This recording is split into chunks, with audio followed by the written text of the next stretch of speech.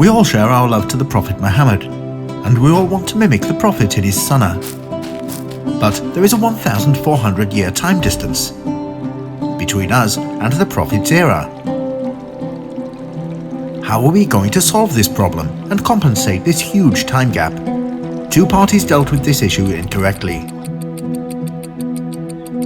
The first party, the religious extremist solution, was to stop time, saying, aren't we supposed to take the Prophet as our role model? Then we should dress like him, ride like him, and not change anything from his era, or else it would be blasphemy. They stopped time and forgot that the Prophet was sent as a mercy to the worlds. How can you stop the time when the Prophet is a mercy to the worlds in any and every time and place? The second party went against the religion as a whole, saying since there is a 1,400-year gap between us and the Prophet's era, then it is unfit to take him as a role model, and it is unfit for our era. Both approaches are wrong. Then how should we deal with this issue? We deal with this issue by asking ourselves a question. Do we want to live the Prophet's life, or do we want to live the Prophet's era?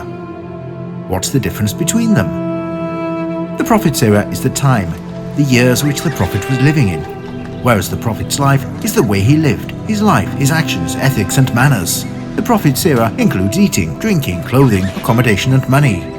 You enter a mosque, you find no flooring, just pebbles and stones. You see their currency, you find them using coins. That is the Prophet's era.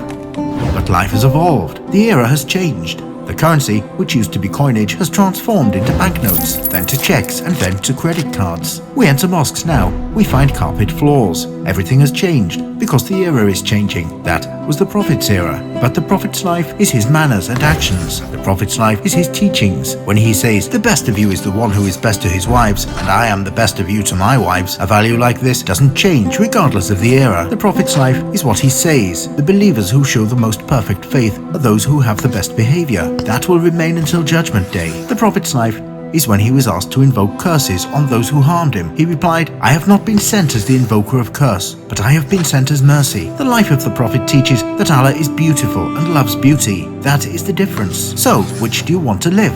The Prophet's era or the Prophet's life? If you wanted to live the Prophet's era, then you will stop the time. You will stop God's will in change. Whereas, if you wanted to live the Prophet's life, meaning his manners, his mercy, his forgiveness, his life is to be the cause of good, reform, construction, peace, mercy and love. Live the Prophet's life and not the Prophet's era, because you can never be able to stop the evolution of life.